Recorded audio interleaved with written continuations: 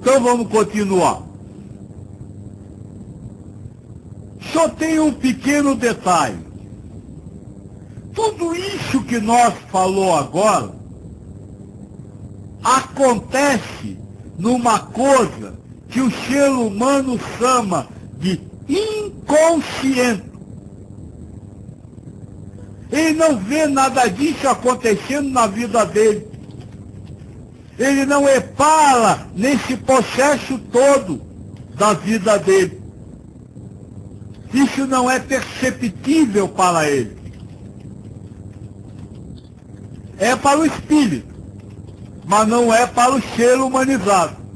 O espírito humanizado.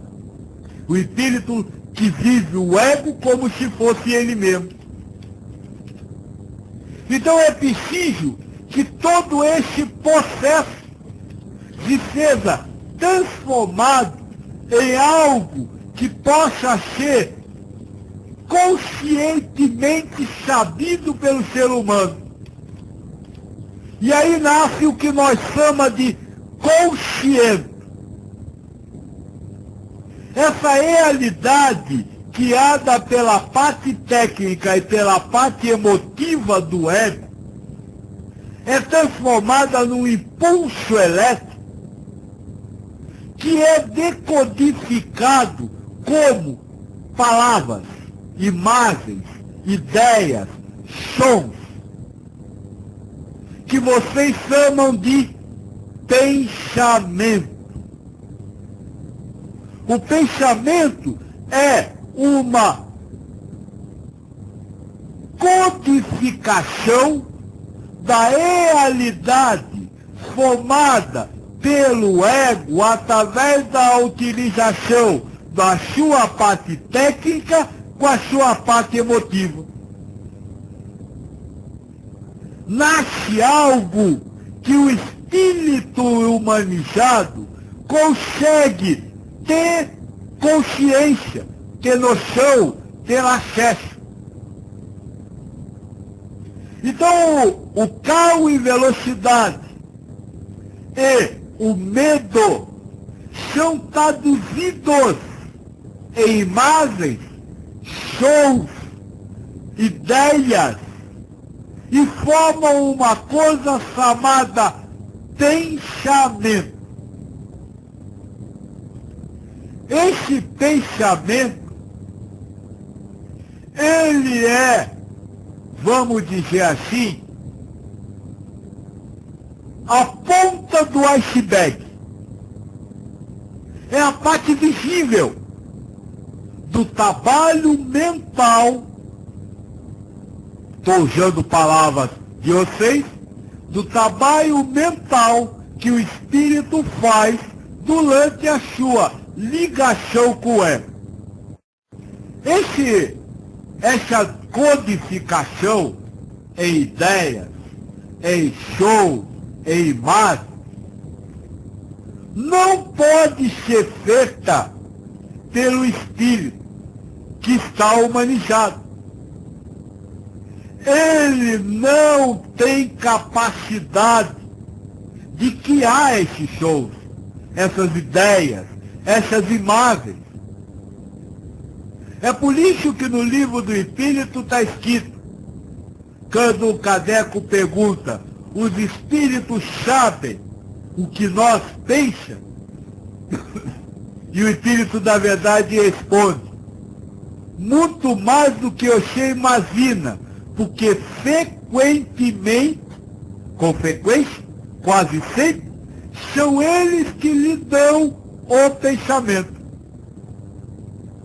Então veja, existe todo um trabalho que ocorre no inconsciente. O ego, formando realidade com a junção da parte técnica e da parte emotiva, o espírito escolhendo o sentimento para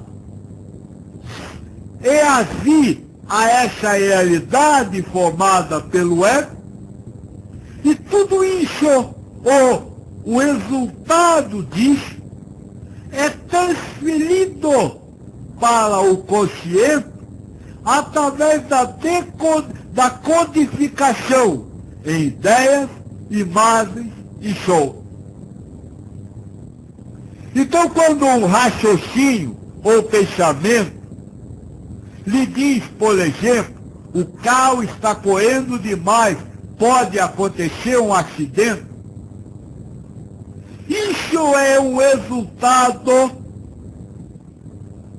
do trabalho no inconsciente, onde o ego criou a sensação do medo, criou a técnica que lhe diz que está correndo demais, e o espírito que não se libertou dessa sensação excede para ter consciência esse pensamento. Deu para ficar claro? É isso que acontece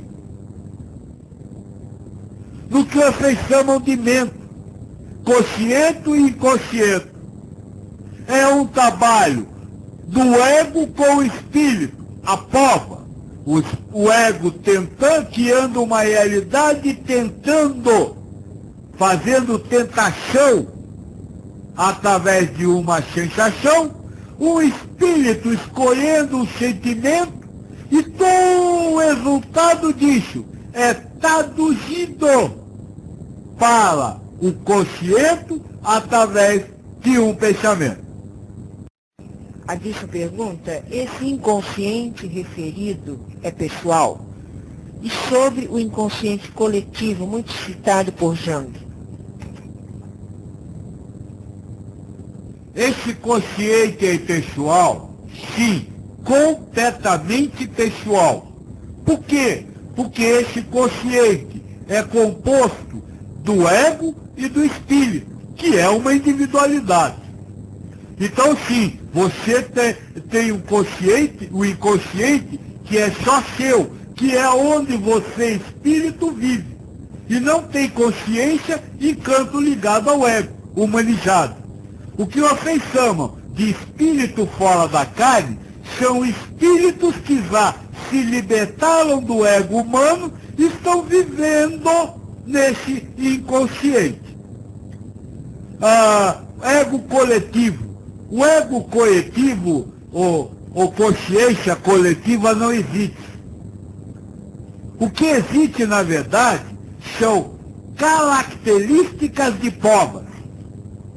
Então vamos dizer assim, existem sensações do planeta Terra, que são provas do planeta Terra, estão embutidas no planeta Terra. E parte técnica, que só vale para o planeta Terra. Aí está o inconsciente coletivo.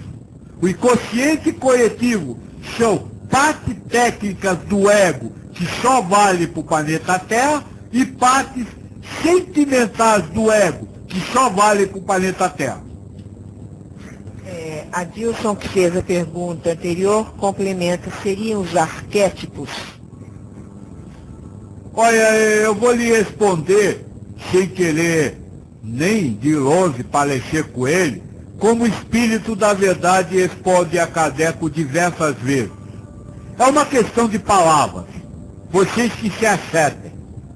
O que eu posso lhe dizer é que o planeta Terra tem uma parte técnica e específica, e tem sensações específicas. Se você chama isso de arquétipo, de inconsciente coletivo, de campo de prova de uma determinada faixa de elevação, para mim tudo é a mesma coisa. Bruno pergunta, e o livre-arbítrio inconsciente, como é que fica? O livre-arbítrio inconsciente, não. O livre-arbítrio do espírito, depois de ligado ao ego, existe no inconsciente. Então é diferente.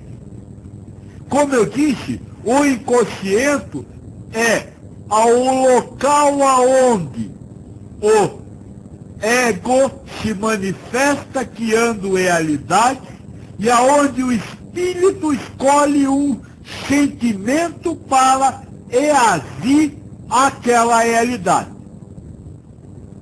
Então, aí existe o livre-arbítrio. Depois que você vem para o consciente, acabou-se a ação espiritual, não há mais livre-arbítrio.